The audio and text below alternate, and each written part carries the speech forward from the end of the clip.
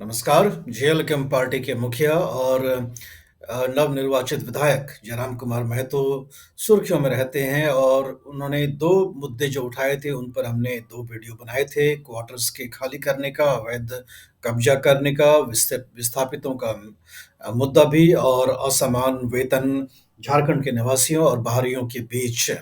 इन सभी मुद्दों के बीच हमने वीडियो बनाया था और हमने पिछले वीडियो में वायदा करा था कि हम जो हमारा वीडियो था कि बात निकलेगी तो दूर तलक जाएगी। यो जो जयराम महतो के क्वार्टर्स पर अवैध कब्जे वाले जो मुद्दे पर उन्होंने अपनी आवाज़ बुलंद की थी, उस पर हमें बहुत बड़ी संख्या में कमेंट्स आए हैं। आज हम उसके ऊपर चर्चा करेंगे कि वो मुद्दा जो है हम कहाँ तक उठा पाए और आपसे हम संवाद सीधा करना चाहेंगे जो हमारे दर्शक हैं।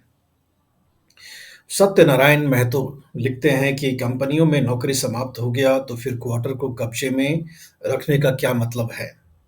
जिन कंपनियों का कार्य समाप्त हो गया, क्यों नहीं पूर्व के रैयतों को जमीन वापस कर दी जाती है?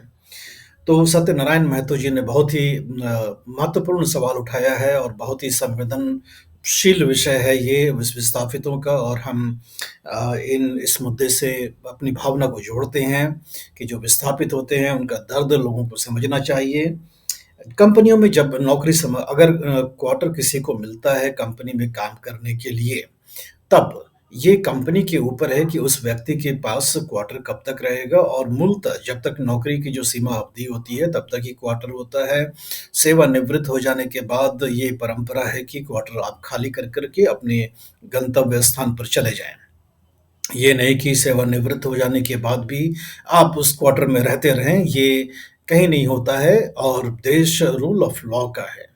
देश कानून पर चलता है और कानून कहता है कि आपको जो क्वार्टर कंपनी ने दिया या सरकार ने क्वार्टर दिया आपको किसी विभाग में कार्यरत होने के लिए, तब आपको क्वार्टर जो या मकान जो मिला हुआ है, जब तक आपकी काम चल रहा है, तब तक के लिए ही है। काम खत्म हो जाने के बाद के लिए नहीं है। अगर काम खत्म हो जाने के बाद भी आप उसमें रह रहे हैं, तो वो अवैध कब्ज़ा है और अवैध कब्ज़ा अवैध ही है, तो अवैध का मतलब ही अब गैर-कानूनी है। तो रूल ऑफ लॉ से देश चलता है, कानून से देश चलता है और कानून का खिलवाड़ जो है हमेशा गलत है। अवैध कब्ज़े का समर्थन कोई नहीं कर सकता और जो अवैध है वो गलत है और उसके खिलाफ सख्ती से कानून को कार्रवाई करनी चाहिए और कानून ये कार्रवाई क्यों नहीं कर रहा है, उसके भी कुछ पहलू हो सकते हैं।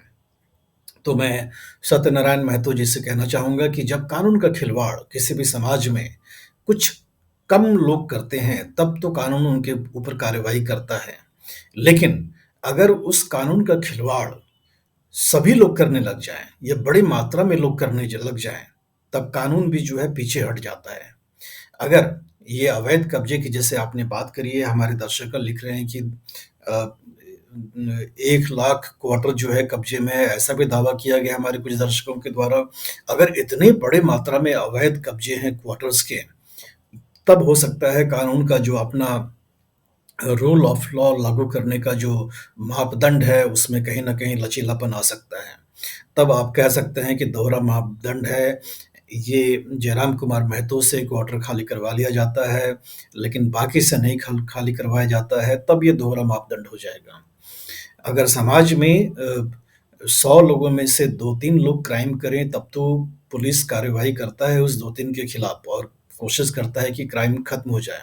लेकिन 100 में अगर 50 लोग क्राइम करने लग जाएँ, कानून को तोड़ना शुरू कर दें, तो पुलिस भी जो है कहीं न कहीं पीछे हट जाएगी और रूल ऑफ लॉ जो है, जो कानून के हिसाब से जो समाज को चलना चाहिए, वो भी उसके ऊपर भी प्रश्न चिन्ह लग सकता है। ये सत्यनारायण महतो जी, ये हमारी तरफ से आपको ये जवाब है। उमेश कुमार महतो कहते हैं कि पूरे झारखंडी जनता और मीडिया को टाइगर जयराम महतो का साथ देना चाहिए, नहीं तो दोबारा ऐसा नहीं मिलेगा और झारखंड फिर से गुलाम हो जाएगा। झारखंड उमेश कुमार महतो जी, झारखंड गुलाम का मतलब है आप कोई विषय आपके पास कुछ और है। गुलाम तो हम नहीं है, आज़ाद देश है और अब गुलाम तो हो नहीं सकता।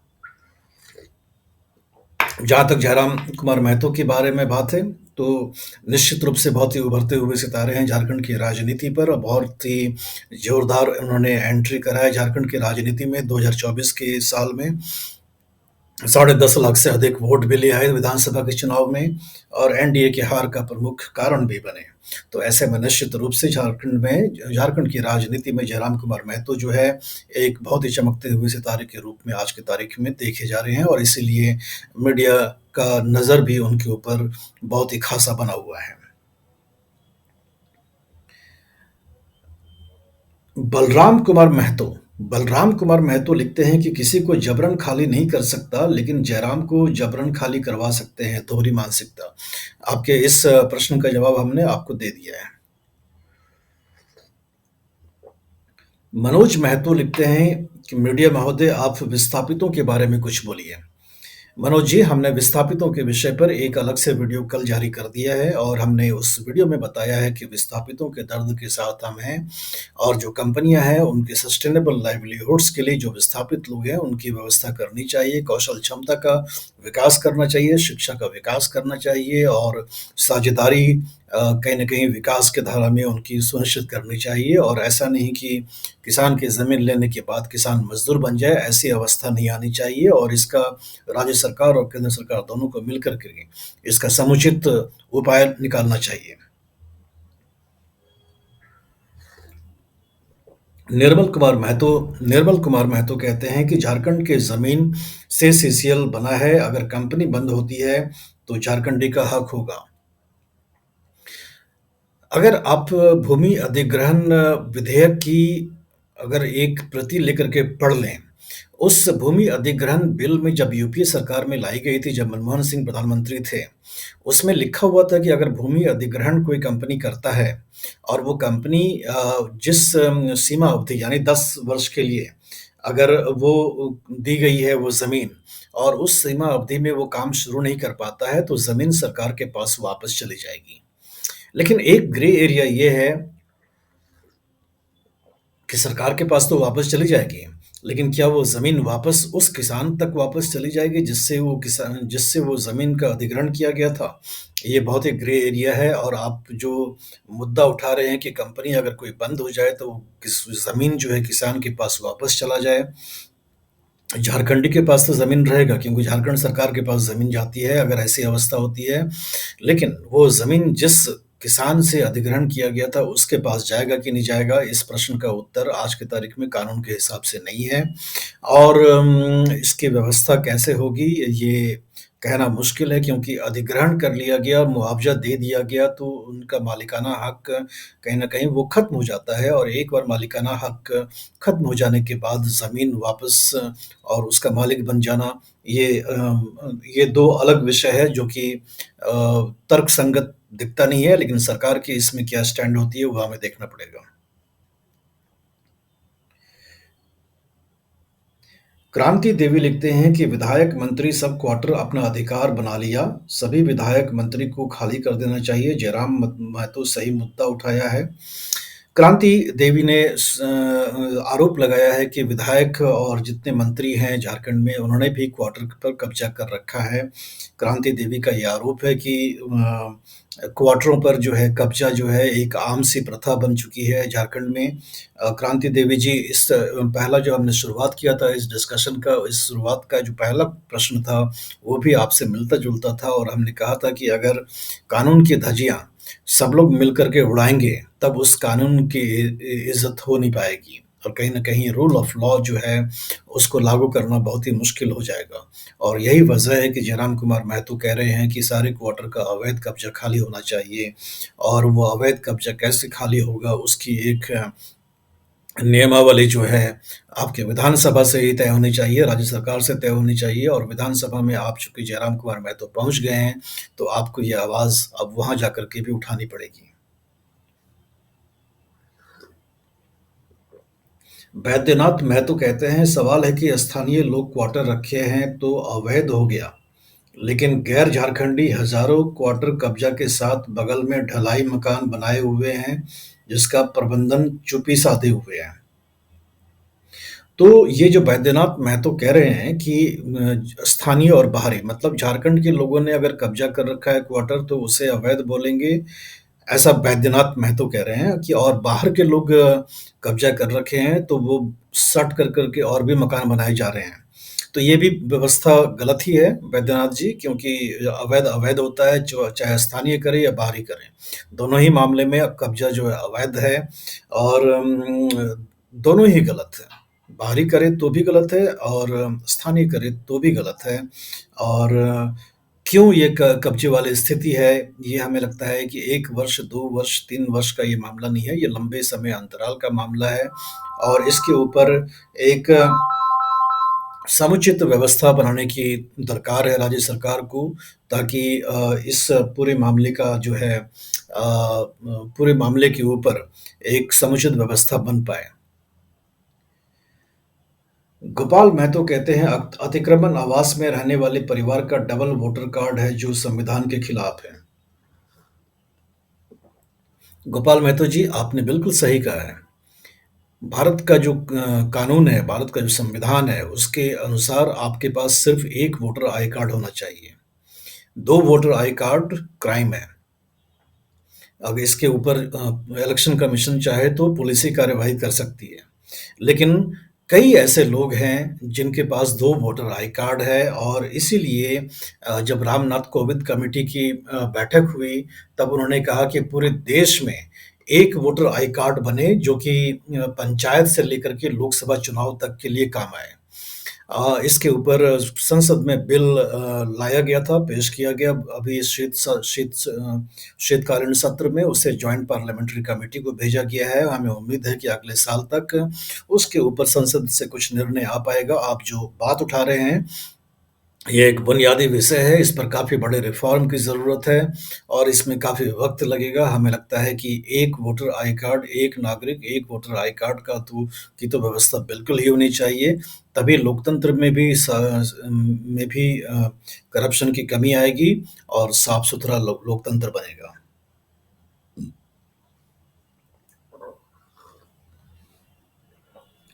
प्रकाश मुंडा प्रकाश मुंडा जी कहते हैं, जिसका नौकरी झारखंड में खत्म हो गया है, वो भी रहते हैं रिश्तों के साथ। प्रकाश मुंडा जी जो विषय उठा रहे हैं वो भी सही है। अगर मान लीजिए किसी ने कोई झारखंड का निवासी नहीं था, मान लेते हैं कि उड़ीसा से कोई काम करने झारखंड में आया, जमशेदपुर में आया मान लीजिए किसी कंपनी में, और अपने जीवन के 40 वर्ष जमशेदपुर में उसने बिताए, मतलब 4 दशक बिताए, उसके बच्चे भी वहीं बड़े हुए, वहीं के कल्चर में बड़े हुए, तो कहीं न कहीं उसी कल्चर झारखंड के कल्चर से वो घुल-मिल जाता है और वो भी झारखंडी ही बन जाता है 4 दशक के बाद। तो प्रकाश मुंडा जो कह रहे हैं वो इसी बात को कह रहे हैं कि रिश्ते बन जाते हैं स्थानीय कल्चर के साथ, स्थानीय समाज के साथ, और वो घुल-मिल जाते हैं। और यही पूरे भारतवर्ष में होता है कि तमिलनाडु से आया हुआ आदमी जो है दिल्ली में, अगर आप आर के पुरम में कभी दिल्ली में आए तो आपको तमिल संगम वहाँ मिलेगा, कई सारे तमिलियंस रहते हैं यहाँ पर। और आप मुंबई चले जाएँगे तो वहाँ पर भी आपको कई सारे आंध्र प्रदेश के लोग मिलेंगे, जो कि वहाँ काम करते हुए मिलेंगे। आपको दिल्ली में जनकपुरी के ऐसे इलाके हैं जहाँ की गुजरात के लोग आपको काफ़ी मिल जाएँगे, जो कि कई दशकों से वहाँ पर रह रहे हैं और दिल्ली में घुल-मिल चुके हैं। तो ये भारत की विशेषता है कि हम लोग जो है सब आखिरकार यूनिटी इन डाइवर्सिटी है। बहुत सारी विविधता है हमारे कल्चर में, लेकिन अंत में हम लोग एक ही हैं। मनोज महतो कहते हैं, मीडिया महोदय, आप किसी को बचाने का प्रयास कर रहे हैं। जो लोग बोकारो स्टील प्लांट के जगह-जगह खटाल बना करके रह रहे हैं, वो क्या है?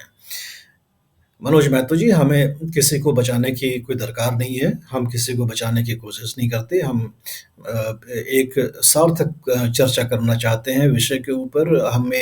हमारा कोई अपना वेस्टेड इंटरेस्ट नहीं है और हमारा कोई घर भी नहीं है झारखंड के अंदर में, हमारा कोई मकान भी नहीं है, ना ही कोई ज़मीन है और ना ही कोई ऐसी मजबूरी है कि हम किसी को सपोर्ट करें, किसी को बचाने की कोशिश करें। तो इसलिए ये आरोप आपका मनोज जी गलत है। एक हमारे यूज़र हैं जो सीएलके बीबी के नाम से लिखते हैं कि यदि ज़मीन खत्म हो गया, कंपनी खत्म हो गई तो विस्थापित को छोड़ दिया जाए।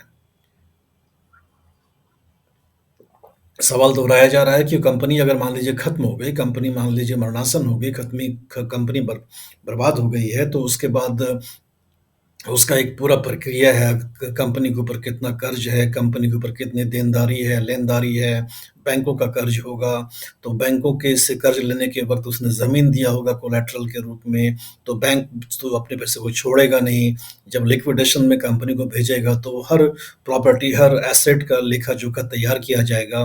तो ऐसे में कंपनी जब खत्म भी हो जाती है तो उसकी लायबिलिटी कभी खत्म नहीं होती है, उसकी देनदारी, लेनदारी बनी ही रहती है और वो काफ़ी तकनीकी विषय है, उसे हमें देखना होगा।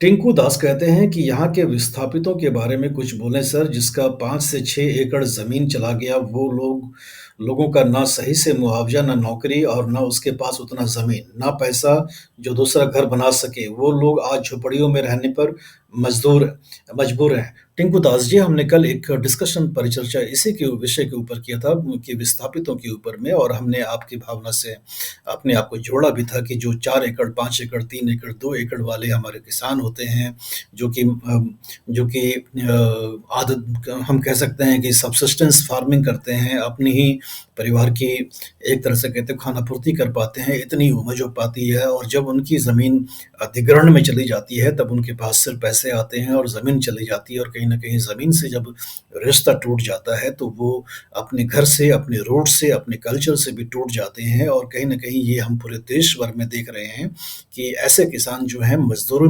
में तब्दील हो जाते हैं। तो जो किसान का मज़दूर बनने का जो ये प्रक्रिया है, ये बड़ा पीड़ादायक है। ये इस विषय में हम आपकी भावना को समझते हैं और आपके साथ हैं।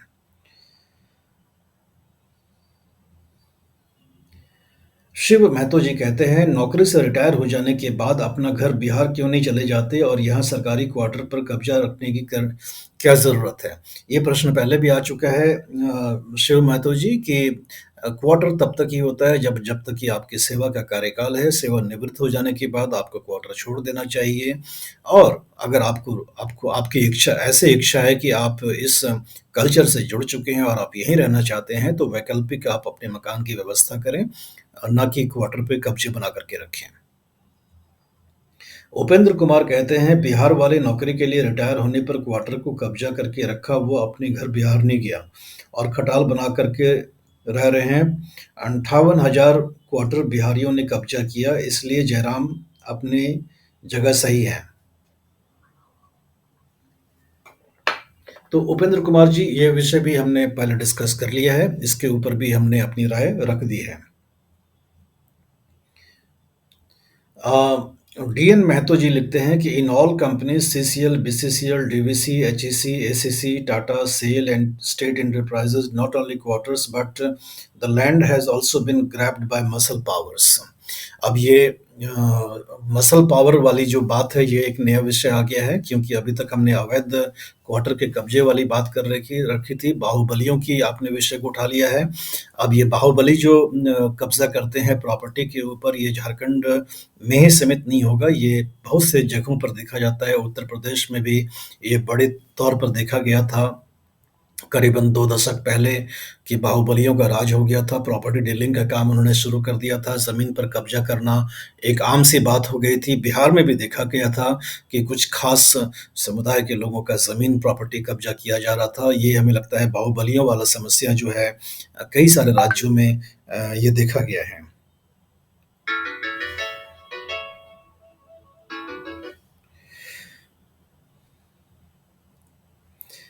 एसएस स्टार लिखते हैं कि पूरे देश में झारखंड ही एक ऐसा राज्य है जो बाहरी लोग रहने के साथ-साथ व्यवसाय भी दे रही है, फॉर एग्ज़ाम्पल कोयला बेचना।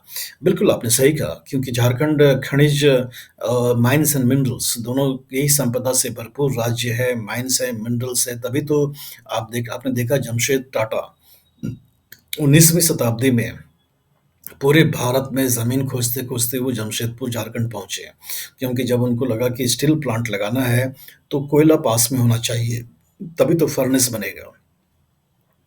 तो ये तो झारखंड की संपदा है कि लोगों को खींच करके झारखंड के पास लाती है। आपके पास संपदा है, लोग उनके साथ काम करना चाहते हैं, और आप जानते हैं कि द जैसे भारत भी विदेश से जाकर के एफडीआई माँगता है कि हमारे आकर के देश में निवेश करें। हम भी चाहते हैं कि जो बड़ी-बड़ी कंपनियाँ विश्व में हैं, वो भारत में आकर के निवेश करें, यहाँ पर आकर के काम करें। जैसे अभी आज की तारीख में आप देख रहे हैं कि सेमीकंडक्टर के क्षेत्र में हम बहुत ज़्यादा ज़ोर लगा के रखे हैं कि ताइवान की कंपनियाँ भारत में आकर के काम करें।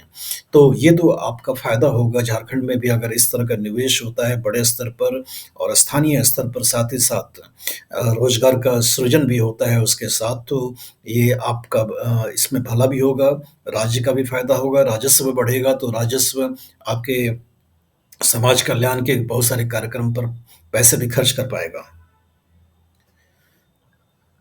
हमें लगता है कि हम सारे सवाल को नहीं ले पाएँगे और हमें लगता है कि हमें 1-2 और वीडियो इस पर बनाना पड़ेगा क्योंकि बहुत सारे मैसेजेस हैं आपके ऊपर, लेकिन ज कुछ भावना जो है उसके ऊपर हमने अपनी राय रखी, संवाद आपसे किया। आप इस पर फिर से कमेंट लिखें, हम चाहेंगे कि हम आपसे सीधा संवाद करते रहें। आपसे निवेदन है कि वीडियो को लाइक भी करें और इसके लिंक को अपने दोस्तों, रिश्तेदारों के साथ साझा भी करें और चैनल को सब्सक्राइब भी करें। धन्यवाद।